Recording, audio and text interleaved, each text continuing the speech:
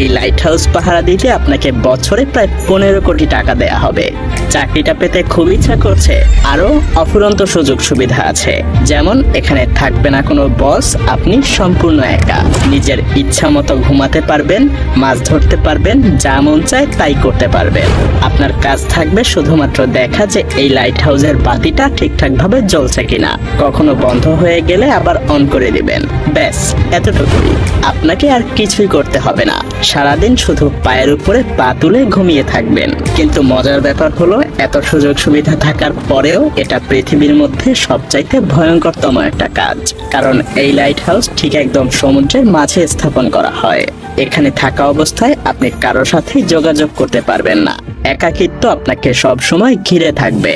আরো ভয়ঙ্কর ব্যাপার হলো, প্রায় সময় এখানে বেশ বড় বড় ঝড় হয়। সেই সব ঝড়ের তাণ্ডব এতটাই ভয়ঙ্কর হয় যে মাঝে মধ্যে সমুদ্রের পানি এসে টাওয়ারের উপরে উপচে পড়ে।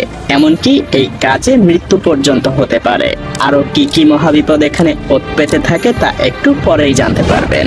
এখন হয়তো এসব দেখে আপনার মাথায় প্রশ্ন আসতে পারে যে এই লাইট হাউস সমুদ্রের মাঝেই কেন তৈরি করা হয়েছে, এর কাজই বা কি, আর কেনই বা এই লাইট হাউসের উপরে সবসময় নজর রাখতে হয়, কেন এর লাইট কখনো বন্ধ করা যায় না। রহস্যময় এই লাইট হাউসের আদ্যপ্রান্ত জানতে হলে আমাদেরকে কয়েক বছর পেছনে ফিরে যেতে হবে।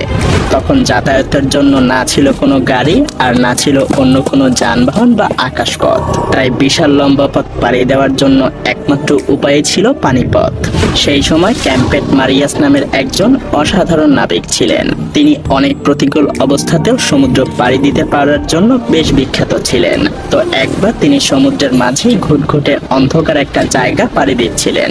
ঠিক তখনই সমুদ্রের নিচে থাকা কিছু পাথরের সাথে জাহাজের ধাক্কা লাগে। সেই সময় জাহাজগুলো তৈরি করা হতো কাঠ দিয়ে, যার কারণে জাহাজের নিচে খুব সহজেই ফাটল ধরে যায় আর পানি ঢুকে বেশ ক্ষয়ক্ষতিরও শিকার হয় জাহাজটা। এই দুর্ঘটনার পর ক্যাপ্টেন মার্শিয়াস এর সমাধান খুঁজতে থাকেন। তিনি এমন কিছু তৈরি করতে চাচ্ছিলেন যে এই ধরনের সমস্যা থেকে বাঁচানোর জন্য আগে থেকেই জাহাজের নাবিকদেরকে সাবধান করতে পারবে। কিন্তু এখানে মহা দুশ্চিন্তার কারণ হয়ে দাঁড়ায় প্রশান্ত মহাসাগরের বিশালতা। কারণ প্রশান্ত মহাসাগর এতটাই বড় আর বিশাল যে যদি 7টা মহাদেশের সমস্ত ভূমি একত্র করা হয় তবুও প্রশান্ত মহাসাগরের আয়তনই বেশি থাকবে। হাজার হাজার বছর আগে যখন নাবিকেরা এই বিশাল সমুদ্র পাড়ি দিয়ে যাতায়াত করত, তখন তাদের সমুদ্রের নিচে থাকা কোনো কিছু সম্পর্কেই কোনো ধারণা থাকতো না। এমনকি তাদের সামনে থাকা রাস্তা সম্পর্কেও তাদের কোনো আইডিয়া ছিল না। সেই সময়ে পথ নির্দেশের জন্য কোনো রকম প্রযুক্তি তো ছিলই না, যেটা তাদেরকে রাস্তা চিনতে সাহায্য করতে পারত। মূলত সেই সময় নাবিকদের সমুদ্র পাড়ি দেওয়ার জন্য সূর্যের দিকে কিংবা চাঁদ তারার উপরেই নির্ভর করে চলতে হতো।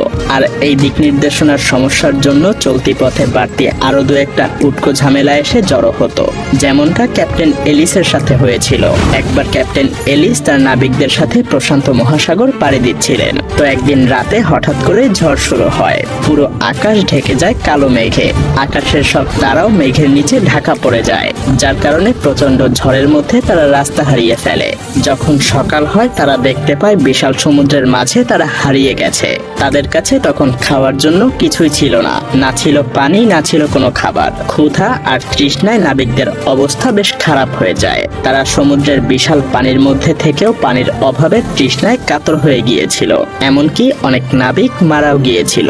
এরপর অনেক কষ্টে ক্যাপ্টেন তীরের দেখা পায়। এরপরেই মূলত লাইট হাউস তৈরির যাত্রা শুরু হয়। মিশরের ভূমধ্যসাগরের পাশেই ছিল আলেকজান্দ্রিয়া। সেই সময়ে সেখানকার শাসক ছিলেন টলেমি দ্য সেকেন্ড ফিলাডেলফিয়া। কিন্তু এই রাজ্যের জন্য সেই সময় সবচাইতে বড় সমস্যা ছিল তাদের অবস্থান বা লোকেশন। আপনি যদি এই ছবিটা একটু ভালো করে লক্ষ্য করেন তাহলেই বুঝতে পারবেন এই শহরের মধ্যে প্রবেশের জন্য এই জায়গাটা দিয়েই যাতায়াত করতে হতো। আর এই জায়গাটার আশেপাশে অনেক বড় বড় পাথর ছিল, যার ফলে এই শহরে বাণিজ্য করতে আসা জাহাজগুলো যখন এই রাস্তা দিয়ে পার হতো তখন খুব সহজেই পাথরগুলোর সাথে জাহাজগুলোর ধাক্কা লাগতো। আর এর ফলে কখনো কখনো এসব জাহাজগুলো ডুবে যেত কিংবা বড় ধরনের ধরনের কোনো ক্ষয়ক্ষতির সম্মুখীন হতো। তাই দিন দিন এই রাজ্যে বাণিজ্যিক জাহাজ কমে যাওয়ার কারণে অর্থনৈতিক দিক দিয়ে বেশ পিছিয়ে পড়তে থাকে। টলেমি তখন তার রাজ্যকে রক্ষা করার জন্য সেই সময়ের সবচাইতে বিখ্যাত আর্কিটেক্ট সস্ট্রাসাস অফ সিনিডাসের কাছে ছুটে যান। তার কাছে এই সমস্যা থেকে মুক্তির জন্য প্রার্থনা করেন। দুইজন মিলে তখন একটা আইডিয়া বের করেন। পানির উপরে তারা এমন এক দুর্গ গড়ে তুলবেন যার উপরে থাকা আলোক রশ্মি সমুদ্রে থাকা জাহাজগুলোকে গাইড করবে। সেই সাথে এটা পানির নিচে থাকা পাথরের ব্যাপারেও আগে থেকেই সাবধান করতে থাকবে। সেই পরিকল্পনা অনুযায়ী সস্ট্রাসাস কাজ শুরু করে দেয়। কিন্তু তখনও তিনি ভাবতে পারেননি যে তিনি যা করতে চলেছেন সেটা এক সময় পুরো পৃথিবীতে অন্যতম একটা সৃষ্টি হয়ে উঠবে, যা পুরো পৃথিবীতে আলেকজান্দ্রিয়ার বাতিঘর নামে পরিচিত হয়ে উঠবে। আলেকজান্দ্রিয়ার সেই বাতিঘরের উচ্চতা ছিল 384 ফুট। এটা পুরোটাই বানানো হয়েছিল সাদা মার্বেল পাথর দিয়ে। এই লাইট হাউসের মাথার উপরে সেই সময় প্রতিনিয়ত আগুন জ্বলতে থাকতো, যার জন্য সব সময় এখানে তেল আর কাঠের যোগান দিতে হতো। এমনকি এই বাতিঘরকে পরবর্তীতে পৃথিবীর সপ্তম আশ্চর্যের একটা হিসেবেও স্বীকৃতি দেয়া হয়। শুধুমাত্র এই উচ্চতার জন্যই এটা বিখ্যাত ছিল না, সেই সাথে ছিল এর অসাধারণ ডিজাইন। মূলত সস্ট্রাসাস সেই সময় আলোর রশ্মি বা তীব্রতা ছড়িয়ে দেওয়ার জন্য আয়না আর লেন্স দিয়ে একটা ডিজাইন তৈরি করে, যাতে করে এই বাতিঘরের আলো অনেক দূরে থাকা জাহাজের নাবিকদের পথ দেখাতে পারে। তো সেই সময়টাতে যখন এই বাতিঘর বা লাইট হাউসের নির্মাণের খবর ছড়িয়ে পড়ে, তখন নাবিকেরা যেন স্বস্তির নিঃশ্বাস ফেলে, কারণ এখন আর আলেকজান্দ্রিয়ায় আসার পথে তাদের আর পথ ভুল হবে না, পাথরের আঘাতে জাহাজও ভেঙে যাবে না। এভাবেই বাতিঘরের আইডিয়াটা পুরো পৃথিবী জুড়ে ছড়িয়ে পড়তে থাকে।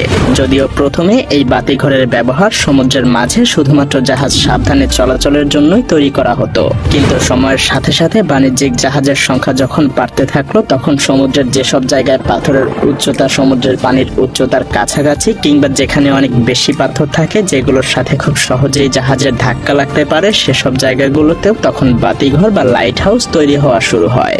যদিও প্রথম দিকে লাইট হাউসে সবসময় আগুন জ্বালানো হতো, কিন্তু এটা ঠিক ততটাও ভালো আইডিয়া ছিল না, কারণ এর জন্য সবসময় কয়লা বা জ্বালানি কাঠের যোগান রাখতে হতো। তখন অবশ্য এটা ছাড়া আর কোনো উপায়ও ছিল না। এরপর মোমবাতি কিংবা ল্যাম্পের ব্যবহারও করা হয়েছিল, কিন্তু আগুনের আলোর রশ্মি তো আর খুব বেশি দূর যেতে পারতো না। ঠিক তখনই আবিষ্কার হয় বৈদ্যুতিক বাল্বের। লাইট হাউসগুলোতেও আগুনের পরিবর্তে বৈদ্যুতিক বাল্ব ব্যবহার করা শুরু হয়, কিন্তু তারপরেও এই আলো খুব বেশি দূর যেতে পারতো না। এর কারণ হলো লেন্সগুলোকে বাল্বের পেছনে লাগানো হতো। তখন সেই সময়ের বিজ্ঞানীরা আবিষ্কার করেন যদি লেন্সকে সামনে বসানো হয় তাহলে আলো আরো বেশি দূর পর্যন্ত পৌঁছাতে পারবে। কিন্তু সেই লেন্সগুলোতেও বেশ সমস্যা ছিল, কারণ তখনকার লেন্সগুলো ছিল খুবই মোটা।